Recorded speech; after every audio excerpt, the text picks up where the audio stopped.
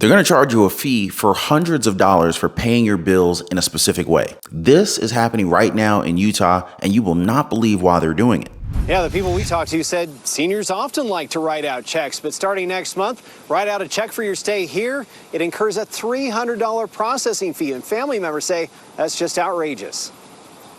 She loves it there. Family members admit the Legacy House of Taylorsville has given them little to complain. As far as I know, all the other residents are really happy with the facility. That was until recently, when a change in policy here left some residents up in arms. I'm thinking they're out of their minds. Caretaker Nathaniel Gardner says everyone received the same letter. Basically saying that they were going to be charging a $300 fee if we wanted to do manual payments. This copy of the letter clearly underlines the new rule that as of November 1st, all manual monthly service fee payments will automatically incur a $300 processing fee.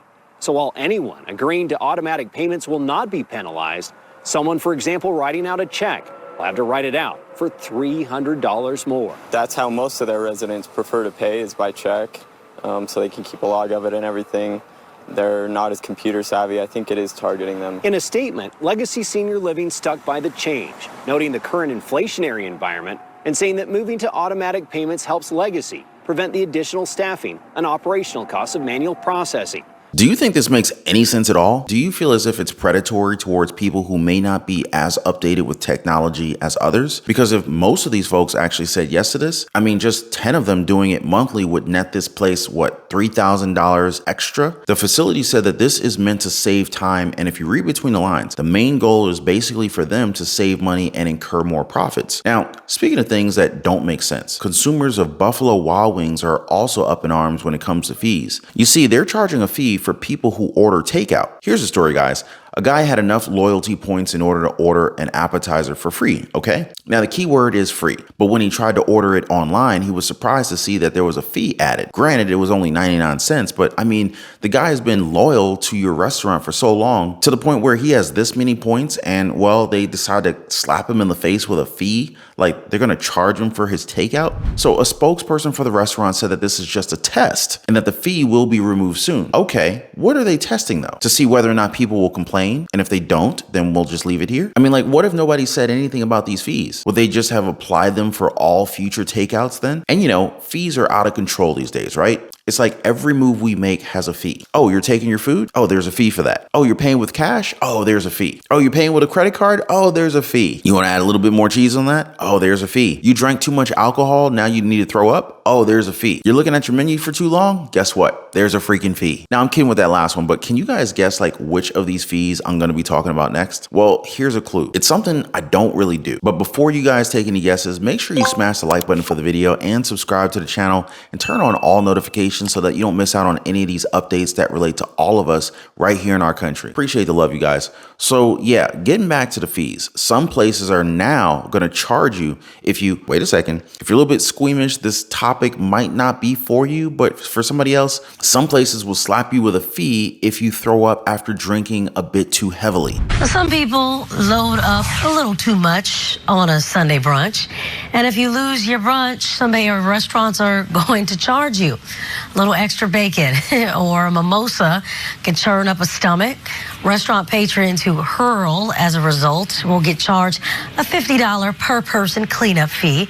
The owners of Kitchen Story in Oakland and Home Plate in San Francisco, they've imposed the policy and urged customers to drink responsibly. Let's be real here, guys. We should always drink responsibly, right? But at the same time, $50? Do you guys think that a cleanup fee of this amount is fair? Now, like I said, what are they going to charge us for next? And just to be clear for anyone who missed that one, this is happening in San Francisco. So I guess the fee is kind of understandable, but wouldn't it be better to just like place drink limits on people? But I guess that's easier said than done, huh? You know what else is easier said than done? Massive layoffs. Where do you think we are in the layoff cycle? That would be sort of my first thought here as we go into this week of earnings.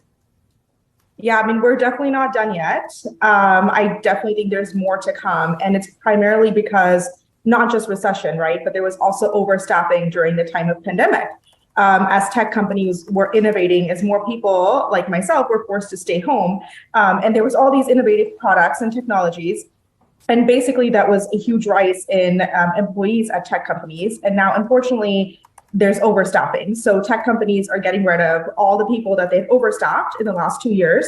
And obviously, with the upcoming recession, tech companies have a couple of choices. The first is to increase their prices.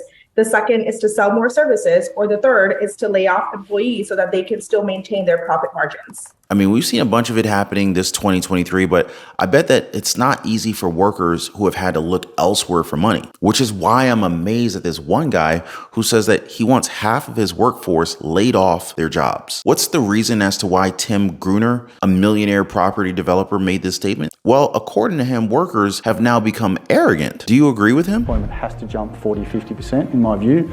We need to see pain in the economy. We need to remind people that they work for the employer, not the other way around. I mean, there's been a systematic change where employees feel the employer is extremely lucky to have them, as opposed to the other way around. Now, I'm not really sure if Gruner wants this just for Australia because he's from there, or if this is a goal that he's setting on a global scale. The only problem for him is that these videos, they spread fast, and it had him under a ton of scrutiny because there's mixed reactions to what he said. A lot of people said that there's a lot of disconnect between the rich and the working class, and that this was a prime example of it. Others said that this is the basic mentality for some businesses, while a few said that getting rid of 50% of their workforce for any country would be a disaster. Any thoughts on this one, guys? I want to round things off with this questionable decision from Domino's as they've invested in the future. How? Well, by ordering 855 Chevrolet Bolt EVs to be used for deliveries. Domino's Pizza is investing in electric vehicles for some of its U.S. locations in an effort to help attract advisors and advertisers and deal with an industry-wide worker shortage. The pizza chain said it will buy 800 Chevy Bolts and order more from GM in the future. This is according to the Wall Street Journal. Interesting here that they're making these moves. I would just push back on this a little bit. You know, Domino's came out I think it was 2015 or 2016, when they came out with these new cars that had pizza warming ovens. Then they made this splashy press release, and nothing really ever came of it. And I know this sounds good today, and it's good to see them moving electric, but I would like to see the actual delivery of these vehicles and actually see them on the road before I'm a believer. It's not their first major auto manufacturer partnership. They had one with the Domino's and Ford. It was in 2018 actually, I think it was, where they were testing some of the autonomous vehicle delivery. They had also tested something with Neuro as well. And so it really just does come down to, is my pizza still going to be hot when it gets there? Just cooking on one of those EV batteries, be all good to go. Good to go. He's sizzling. Just make sure the front has an extra battery to have a warming and cooling over system. The Bolts had fire problems, right? Got recalled a couple times. Yeah, I don't remember. Hold your pizza off Was one that of those. the Volt or the Bolt? Now, hear me out, guys. These cars, they're said to have a range of 259 miles per charge, more than enough for the daily cycle that many stores have, or so they say. But what if somebody forgets to charge it? What if it runs out of juice? Will they tell consumers to wait for their EV to charge for a few hours as they wait for their pizza? How about you guys? Are you willing to wait that long for your food? Make sure you guys let me know what you think in the comment section down below. And before I go, I want to thank you guys so much for being with me. Thank you for liking the videos. Thank you for subscribing, and I'm gonna catch you on the next one.